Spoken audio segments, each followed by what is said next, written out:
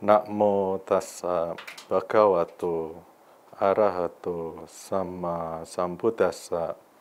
Namo tassa bhagavato arahato sama sambuddhassa. Namo tassa bhagavato arahato sama sambuddhassa. Selamat berjumpa kembali pemirsa UB TV yang berbahagia. Perkenalkan, nama saya Pandita Muda Jenjen Irawan atau biasa dipanggil dengan Rama Jenjen. Ya, salam kenal bagi para pemirsa UB TV yang baru melihat saya di sini. Ya, pada kesempatan kali ini saya ingin membahas tentang Ahara Sutta, yaitu Sabda Sang Buddha dari Samyutta Nikaya, di mana ahara ini bisa berarti makanan atau bisa berarti nutrisi. Sabda Sang Buddha atau Sang Buddha pernah bersabda bahwa Sabbe Satta Ahara Titika, yang artinya bahwa semua makhluk membutuhkan makanan atau nutrisi untuk bertahan. Ya, dalam sutta ini Sang Buddha memberikan sedikit perumpamaan, perumpamaan tentang makanan atau nutrisi ini. Sebelumnya mohon maaf karena cerita ini mungkin sedikit menyayat hati. Ya. Alkisah di sebuah gurun pasir. Di sebuah gurun pasir terdapat keluarga, terdiri dari ayah, ibu, dan anak. Di mana keluarga ini berusaha mencari jalan supaya mereka bisa keluar dari gurun pasir ini atau menemukan tempat pemukiman atau tempat tinggal supaya mereka bisa bertahan hidup. Ya, dari lautan gurun pasir yang luas ini mereka mengembara dengan membawa bekal. Ya, setelah beberapa lama berjalan, mereka masih belum menemukan tempat tujuannya, atau mereka masih belum berhasil keluar dari gurun pasir tersebut. Ya, bekal makanan sudah mulai menipis, tetapi arah masih belum menentu, tempat tujuan masih belum diketahui, belum dicapai, mungkin masih jauh. Dan akhirnya ketika pada suatu malam sang ayah berdiskusi dengan istrinya atau dengan sang ibu.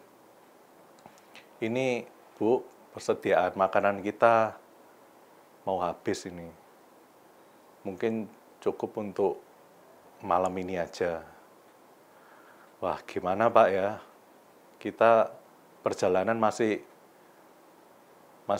belum tahu ini jauh atau enggak gitu.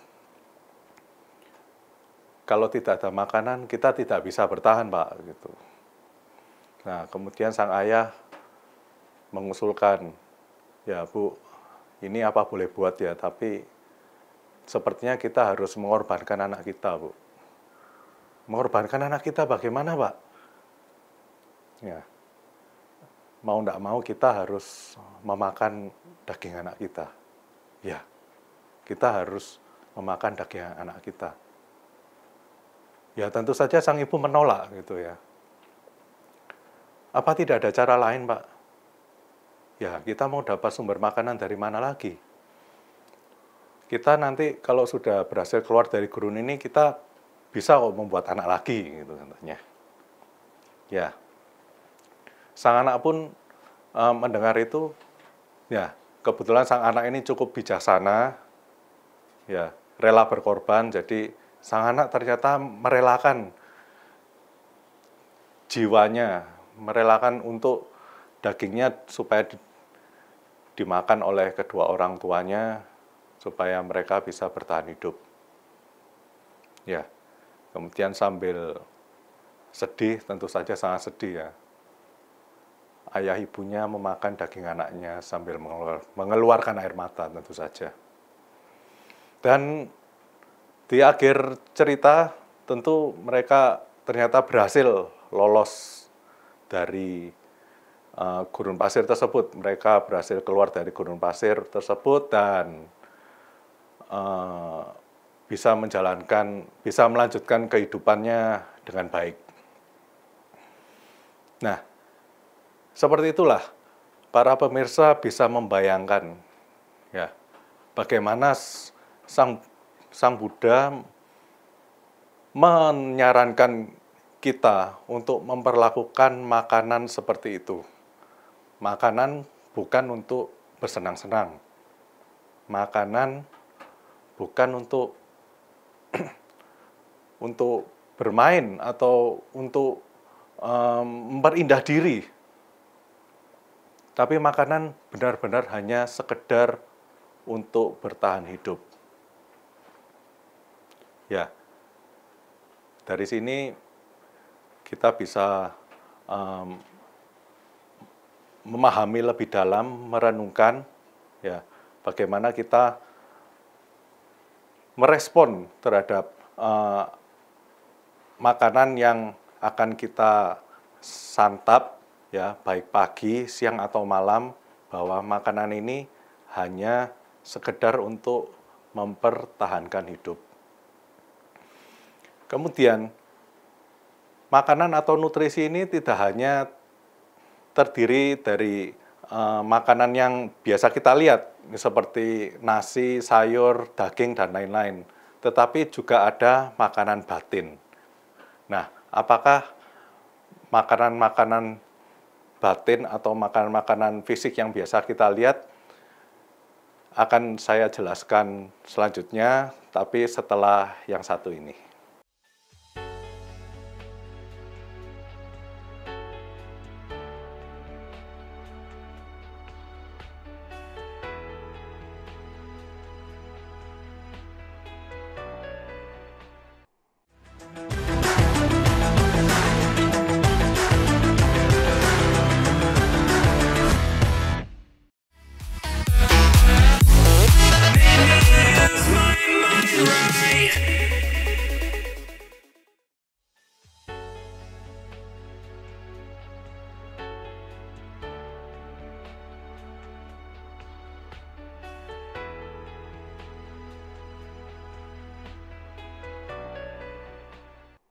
Para pemirsa UBTV yang berbahagia, mari kita lanjutkan pembahasan kita yang tadi mengenai makanan atau nutrisi.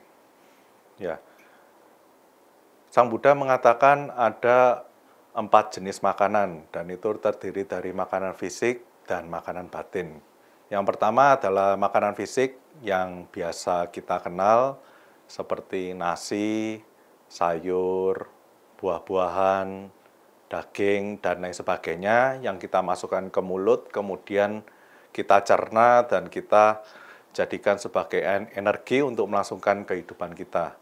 Tanpa makanan, kita tidak akan bisa mempertahankan hidup kita. Kemudian yang kedua adalah kehendak atau karma. Ya, ini termasuk makanan batin. Jadi, kita memiliki kehendak atau keinginan, itulah yang disebut Sang Buddha sebagai karma. Dan dari karma inilah maka akan memunculkan nama atau rupa. Nama dan rupa, mohon maaf. Nama berarti batin dan rupa berarti tubuh jasmani ini. Itu berasal dari karma. Kemudian yang ketiga adalah kesadaran. Di mana dalam kehidupan ini kita pasti memiliki kesadaran. Tanpa kesadaran tidak akan berlangsung kehidupan ini. Ya, seperti orang hidup tanpa kesadaran seperti orang mati berjalan. Ya, kesadaran termasuk makanan bagi kehidupan kita.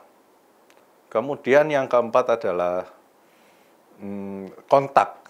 Ya, kontak adalah makanan batin bagi kehidupan kita. Misalnya mata melihat, itu artinya adalah kontak mata. Kemudian hidung membau, berarti ada kontak hidung. Telinga mendengar, berarti ada kontak dengan pendengaran atau suara. Kemudian lidah adalah kontak mengecap. Dan indera perasa, kita memegang benda, itu juga termasuk kontak. Kemudian pikiran, ya pikiran misalnya kita memunculkan ide-ide atau membayangkan sesuatu, itu juga termasuk kontak. Nah, hal-hal ini adalah makanan batin bagi kehidupan kita. Jadi ada makanan fisik, ada makanan batin. Nah, seperti yang kita ketahui bahwa makanan itu ada yang bergizi, ada yang tidak. Makanan ada yang baik, ada yang tidak. Nah, kita memiliki kebebasan untuk memilih, di mana makanan-makanan yang kurang baik, artinya tidak bergizi, itu akan menimbulkan berbagai macam penyakit. Ya, misalnya kita makan makanan yang tidak sehat. Sekarang lagi ramai ultra processed food. Ya, makanan yang begitu banyak diolah berulang kali sehingga gizinya berubah sangat banyak sehingga menimbulkan peradangan atau inflamasi bagi tubuh kita sehingga menimbulkan berbagai macam penyakit. Itu pilihan kita. Makanan batin juga demikian. Ya, ada yang baik, ada yang buruk. Ya, kita bisa memilih, misalnya kita memilih kehendak baik atau buruk, di mana kehendak yang buruk akan menimbulkan penderitaan. Kemudian kita memiliki kesadaran, ya, kita memiliki kesadaran bisa baik, bisa buruk juga. Kesadaran yang buruk, misalnya kita berada di lingkungan-lingkungan yang kurang bagus, sehingga kita memunculkan kesadaran-kesadaran yang kurang bagus juga. Itu juga akan menimbulkan penderitaan. Kemudian kita melakukan kontak dengan benda-benda atau objek-objek yang kurang bagus, yang negatif, ya misalnya seperti bersentuhan dengan benda-benda yang sangat menstimulasi indera kita, sangat menstimulasi indera kita, di mana kita akan selalu kontak mata ingin melihat hal-hal yang indah-indah, selalu ingin melihat hal yang indah-indah. Apabila kita tidak melihat hal tersebut, kita akan menderita. Telinga ingin mendengarkan suara-suara yang indah juga. Apabila kita tidak mendengar, kita juga akan menderita. Dan seterusnya. Jadi kita memiliki pilihan ada baik atau buruk terhadap makanan ini. Makanan fisik yang baik, ya tentu rasanya tidak terlalu enak ya. Tetapi apabila kita memakan makanan yang baik ini, tentu saja kesehatan kita akan terjaga dengan baik. Kesehatan kita akan meningkat, bahkan penyakit-penyakit bisa pulih. Kemudian kita memiliki pikiran-pikiran yang baik, kita memiliki kehendak-kehendak yang baik. Misalnya kita ingin melakukan dharma, kita ingin menjaga moralitas kita, itu akan membawa kita kepada kebahagiaan, bukan penderitaan. Dan demikian juga kesadaran, dan demikian juga dengan halnya kontak. Kita bisa memilih atau mengkondisikan diri kita untuk menerima kontak-kontak yang bagus, atau menerima makanan-makanan batin yang bagus. Nah, dalam ajaran Buddha ada praktik yang praktis, yang langsung bisa dipraktekkan untuk menjaga makanan-makanan ini supaya kita tidak menderita dan kita akan semakin bahagia. Bagaimana caranya? Setelah yang satu ini.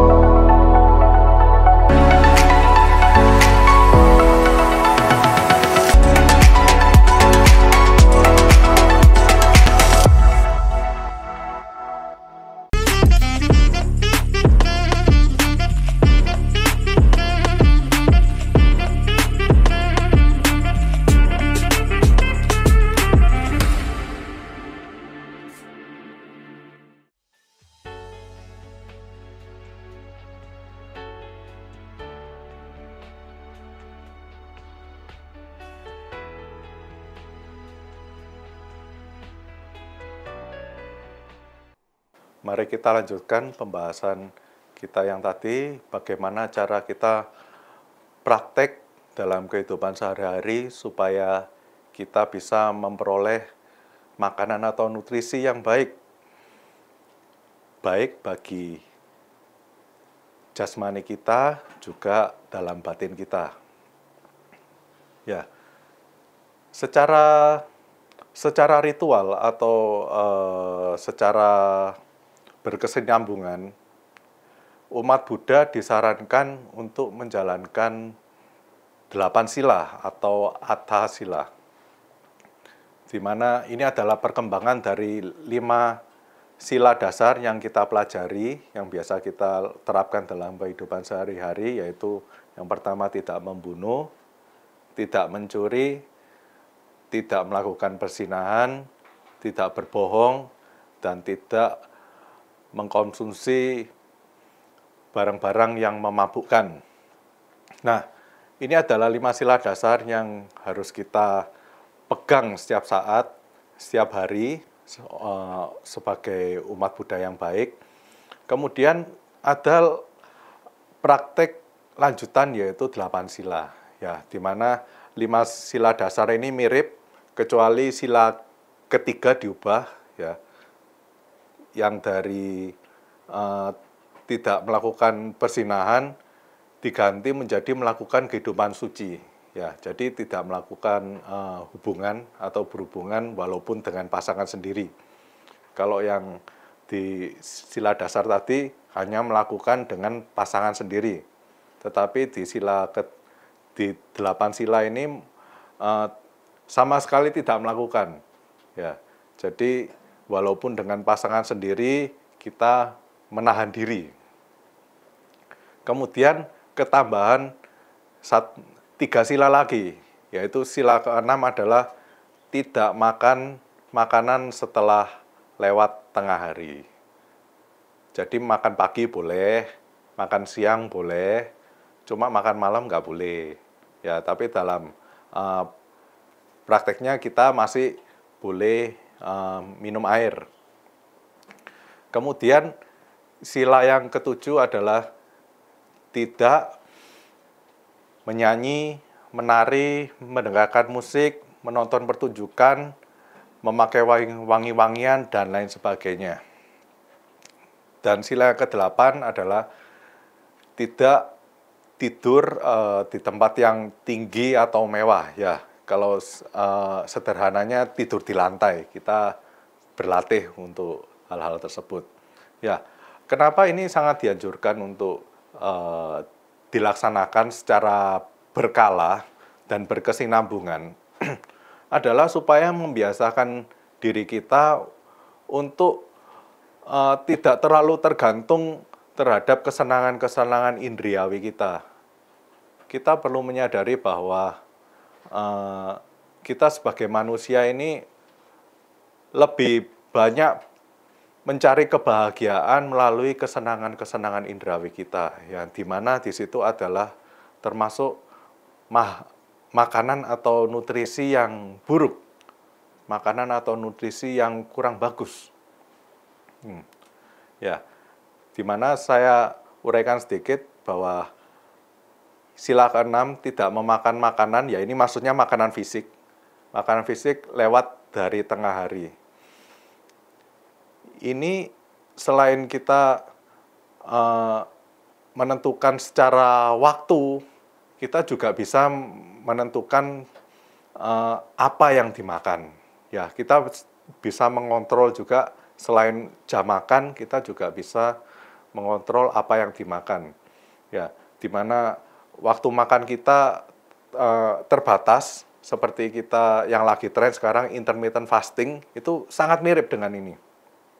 Ya, jadi di mana dalam waktu makanan yang terbatas ini hendaknya kita juga memakan makanan yang bergizi, menghindari ultra processed food atau yang memiliki lemak jenuh tinggi, ya seperti goreng-gorengan atau kerupuk dan lain sebagainya. Kita mencoba memilih makanan yang misalnya dikukus atau direbus, ya misalnya telur rebus tidak digoreng, misalnya sayur dikukus saja atau direbus saja, kemudian lebih banyak menambah kadar protein kita supaya kita bisa hidup dengan lebih sehat. Kita bisa menerapkan 5W1H dalam aturan makan ini. Misalnya apa yang kita makan, kemudian di mana kita makan, ya di mana kita makan juga sangat menentukan. Kita sering makan di luar, sering jajan di luar, ya memang lebih praktis, lebih enak. Tetapi kita belum tentu kebersihannya terjamin.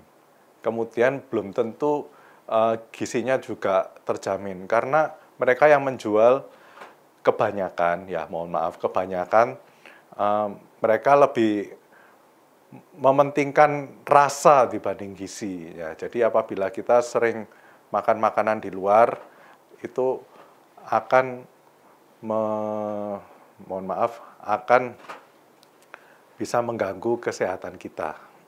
Seperti itu contohnya. Dan bagaimana juga kita makan. Kita harus mengatur bagaimana supaya kadar gula dalam darah kita ini tidak melonjak tinggi. Bagaimana cara makan, kita harus mengatur apa dulu yang kita makan supaya kesehatan organ-organ tubuh kita lebih terjaga. Demikian juga sila yang ketujuh itu kita dianjurkan untuk melakukan kontak dengan hal-hal yang sifatnya lebih spiritual. Dan sila ke-8 adalah mengontrol bagaimana kita mengatur ego kita. Ya, bagaimana kita merasakan tidur di lantai menjadi orang bawah supaya kita tidak menjadi orang yang sombong. Ya, baik, itu hal-hal yang perlu kita cermati, kita renungkan bahwa makanan ini bisa menjadi sumber penderitaan, bisa menjadi sumber kebahagiaan. Tinggal bagaimana kita bijaksana dalam memilih makanan yang masuk ke dalam diri kita. Apabila kita memilih makanan yang baik, diharapkan kita bisa mengakhiri segala penderitaan kita hingga mencapai kebahagiaan yang tertinggi, yaitu Nibbana. Demikian yang bisa saya sampaikan. Saya ucapkan terima kasih. Sabbe sata bhavantu sukhitata. Semoga semua makhluk hidup berbahagia. Sadu, sadu, sadu.